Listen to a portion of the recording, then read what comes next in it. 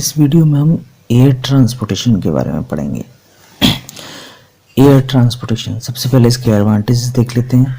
Advantage, सबसे fastest means of transportation है, suitable for longer distance, fastest होने की वजह से लंबी दूरी को जल्दी कवर कर सकता है। रफ टेरेन, इसको कोई फ़र्क नहीं पड़ता एयर ट्रांसपोर्टेशन को कि आपकी सरफेस कैसी है, अनडुलेटेड सरफेस है, प्लेन सरफेस है, क्योंकि यहाँ पर हमें कोई ट्रैक बिछाने की ज़रूरत नहीं है। यहाँ पर हमें कोई सड़क की तरह, रोड ट्रांसपोर्टेशन की तरह सड़क बिछाने की ज़रूरत नहीं है, तो इससे टेरेन से हमें कोई फ़र्क नहीं पड़ता। मोस्ट कंफर्टेबल है ये, और suitable for snow and forest areas and inaccessible areas. जिन एरियाज़ में हम रोड डेवलप नहीं कर सकते, रेल डेवलप नहीं कर सकते, वहाँ पर हम एयर ट्रांसपोर्टेशन के थ्रू आसानी से पहुँच सकते हैं। जैसे सियाचिन बेस कैंप, अगर इंडिया की बात करें तो सियाचिन बेस कैंप, वहाँ रोड ट्रांसपोर्टेशन है भी तो बहुत टाइम लग जाता है या बहुत रिस्की है, और विंटर सीजन में वो बंद भी हो जाता है। लेकिन एयर ट्रांसपोर्टेशन के थ्रू हम हर एक सीजन में वहाँ तक पहुँच सकते हैं।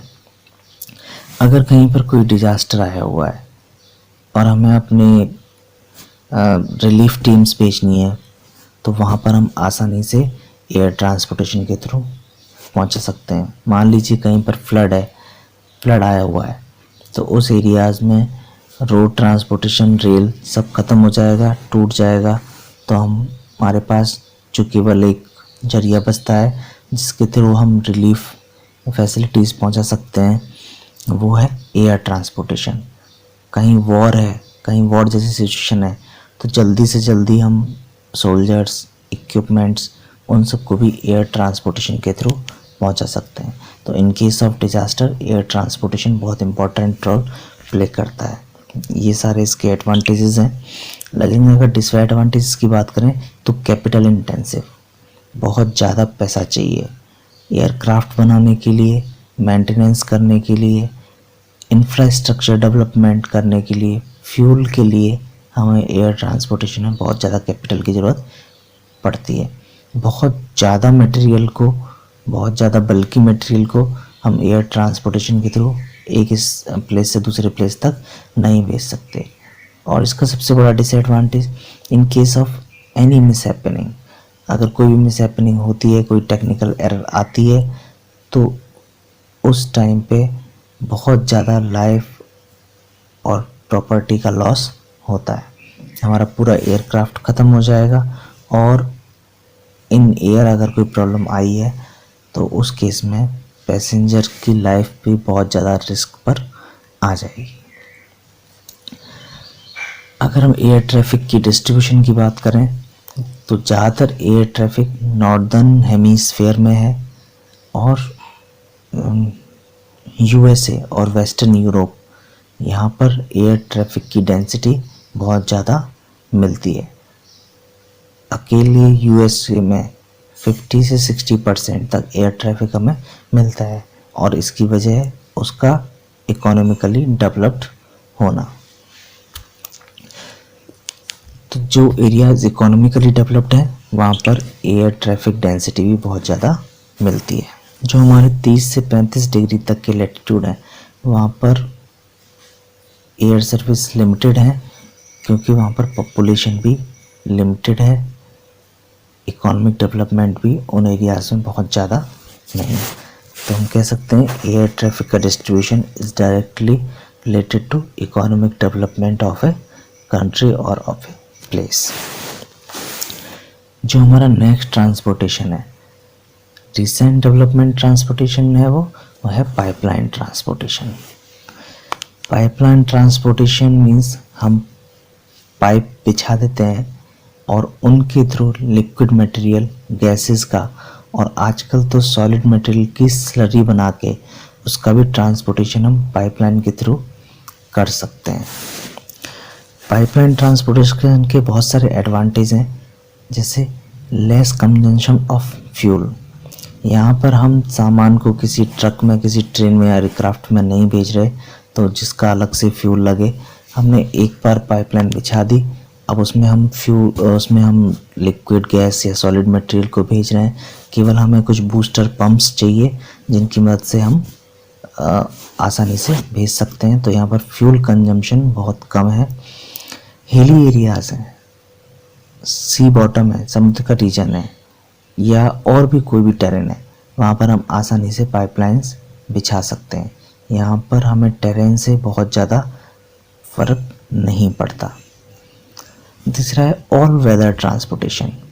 पाइपलाइन ट्रांसपोर्टेशन है तो इस बात से कोई फ़र्क नहीं पड़ता कि वेदर कैसा है, बारिश हो रही है, फॉगी है, या फिर विंड बहुत ज़्यादा तेज़ी से चल रही है, इन सब चीज़ों से कोई फ़र्क नहीं पड़ता। तो water pipeline transportation all weather transport. इस तरह हम कह सकते हैं कि पाइपलाइन ट्रांसपोर्टेशन को वेदर से कोई फ़र्क नहीं पड़ता। अगर हम डिस्ट्रीब्यूशन की बात करें तो पाइपलाइन डिस्ट्रीब्यूशन उन कंट्रीज़ में है जहाँ पर ऑयल फील्ड्स हैं या हमें जहाँ पर ऑयल मिलता है। स्पेशली कनेक्ट करता है ऑयल फील्ड्स को ऑयल रिफाइनरीज से। तो gulf countries, Saudi Arabia, Kuwait, ये सब वो कंट्रीज़ हैं जहाँ पर हमें पाइपलाइन डिस्ट्रीब्यूशन ज़्यादा देखने को मिलेगा। American part, USA, gulf of Mexico, यहाँ पर भी बहुत ज़्यादा ऑयल मिलता है।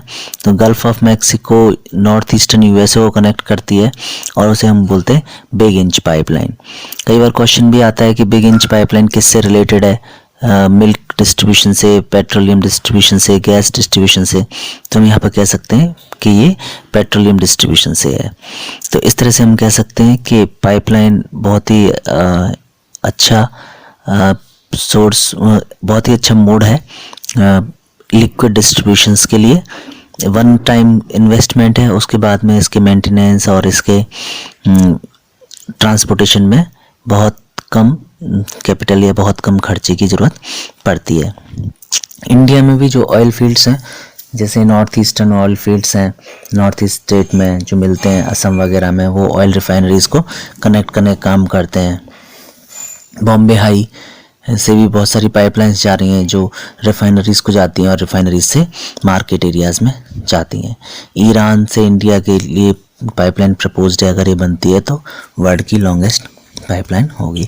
इस तरह से हम कह सकते हैं कि हमने बहुत सारे मोड ऑफ ट्रांसपोर्टेशन पढ़े हैं। Road transportation, railway, pipeline, air transportation, हर एक की मेरिट्स, डीमेरिट्स को हमने पढ़ा। अब इस चैप्टर का जो नेक्स्ट टॉपिक है वो है कम्युनिकेशन। कम्युनिकेशन क्या है? Exchange of ideas, thought, believes is known as communication. अगर हम हिस्ट्री ऑफ कम्युनिकेशन की बात करें तो एंशिएंट टाइम पे आदमी जो यूज़ करता था मोड ऑफ कम्युनिकेशन से ड्रम बीट, ड्रम बजाकर भी हम अपनी बात या मैसेज स्प्रेड करने की या पहुंचाने की कोशिश करते थे। बर्निंग फायर्स, आग जलाकर हम कोई मैसेज देना चाहते थे, ये भी मीन्स ऑफ कम्युनिकेशन था। फ्लाइंग फ्लैग्स, हम झंडे फहराकर भी अपनी बात पहुंचाते थे, तो ये कम्युनिकेशन का एक तरीका था। अब कम्युनिकेशन की इम्पोर्टेंस क्या है? जितना एफिशिएंट और अच्छा फास्ट कम्युनिकेशन होगा उतनी हमारी इकोनॉमी को बूस्ट करेगा या डेवलप करेगा। एक छोटा सा एग्जांपल अगर दूं, मान लीजिए आप कोई बिजनेस करते हैं, उस बिजनेस में आपको सप्लाई ऑर्डर भी चाहिए, अपनी कंफर्मेशन भी भेजनी है कि हाँ आपको सप्लाई ऑर्डर मिल गया, फिर आपको अपनी गुड्स भी डिलीवर करनी है। अगर मेरे पास अच्छे मीन्स ऑफ कम्युनिकेशन नहीं है तो मैं आपको एक लेटर लिखूँगा, उस लेटर में आपको बताऊंगा कि मुझे इतनी इतनी चीज़ें चाहिए, एक सप्लाई ऑर्डर बनाऊंगा, वो सप्लाई ऑर्डर पोस्ट करूंगा या किसी आदमी के हाथ भिजवाऊंगा। डिपेंड करेगा, बहुत ज़्यादा दूरी से भिजवा रहा हूँ तो पोस्ट आने में भी बहुत ज़्यादा टाइम लगेगा, या किसी के हाथ भिजवा रहा हूँ तो उसको भी पहुँचने में बहुत टाइम लगेगा। वो आप तक पहुँचा, मान लीजिए 500 किलोमीटर था तो डिस्टेंस, और वो पोस्ट के थ्रू भेजा तो उसको 3-4 दिन आप तक पहुंचने में लग गए। आपने कंफर्मेशन मुझे भेजा कि हाँ हमें लेटर आपका या सप्लाई ऑर्डर रिसीव हो गया है, तो वो मेरे तक पहुंचने में 4-5 दिन लग गए। टोटल इसी कम्युनिकेशन में 10 दिन लग गए। उसके बाद में प्रोसेसिंग शुरू होगी तो गुड्स पहुंचते पहुंचते मेरे पास 20-25 दिन लग जाएंगे। अगर मेरे पास अच्छे मीन्स ऑफ कम्युनिकेशन है, या तो मैं आपको टेलीफोनिकली बता दूँ या एक मेल टाइप कर दूँ, आपके पास विद इन सेकेंड में मेल पहुंच जाएगी और आप मेरे को विद इन सेकेंड में कंफर्मेशन दे देंगे कि हाँ आपको मेल रिसीव हो गई है। इस सब प्रोसेस में मुश्किल से 5 से 10 मिनट लगेंगे। यानी जो काम 10 से 12 दिन में होता था उस काम के लिए हमें 10 से 12 मिनट लगे और आप मेरे को गुड्स की डिलीवरी शुरू कर देंगे। तो जितना अच्छा मीन्स ऑफ कम्युनिकेशन होगा उतना हम जल्दी हमारा ट्रेड हो सकता है, उतना जल्दी हम व्यापार कर सकते हैं। तो हमारा मीन्स ऑफ कम्युनिकेशन पे डिपेंड करेगा। अगर और हम हिस्ट्री की इसकी बात करें तो पोस्टल सर्विसेज के बाद में टेलीग्राफ, टेलीफोन वगैरह आने लगे और टेलीग्राफ, टेलीफोन ने बहुत इंपॉर्टेंट रोल प्ले किया कॉलोनाइजेशन के टाइम पर। जो यूरोपियन कंट्रीज़ थी जिन्होंने हमें कॉलोनी बनाया, अफ्रीकन कंट्रीज़ को कॉलोनी बनाया, उनके कॉलोनीज़ बनाने के लिए हम लोग कॉलोनी बने, उन कंट्रीज़ ने हमें कॉलोनी बनाया। इसमें कम्युनिकेशन ने बहुत इंपॉर्टेंट रोल प्ले किया।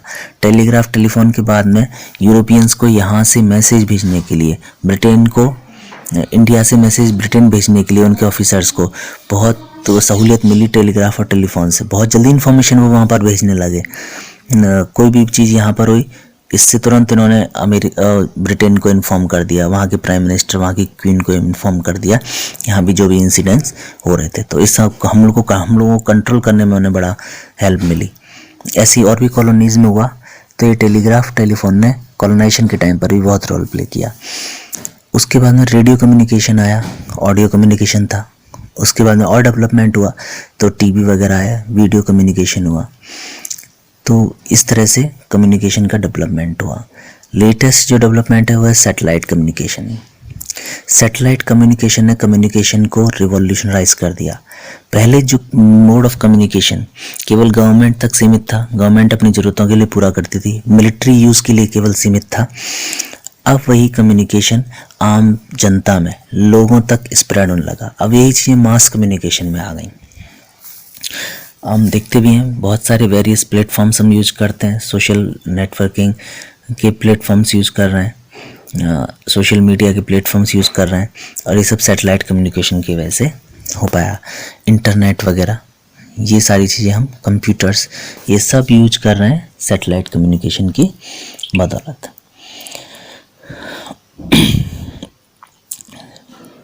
डेवलप्ड कंट्रीज़ के अलावा इंडिया ने भी इस सब में बहुत ज़्यादा महारत हासिल की है। हमने भी बहुत सारे सैटेलाइट भेजे हैं, जैसे आर्यभट्ट, भास्कर, रोहिणी, और भी इनसैट की बहुत सारी सीरीज़ हैं, ये हमने भेजी हैं और अपने कम्युनिकेशन के लेवल को स्ट्रेंथन किया है, इम्प्रूव किया है। और सैटेलाइट कम्युनिकेशन में भी India now a leading country in the world.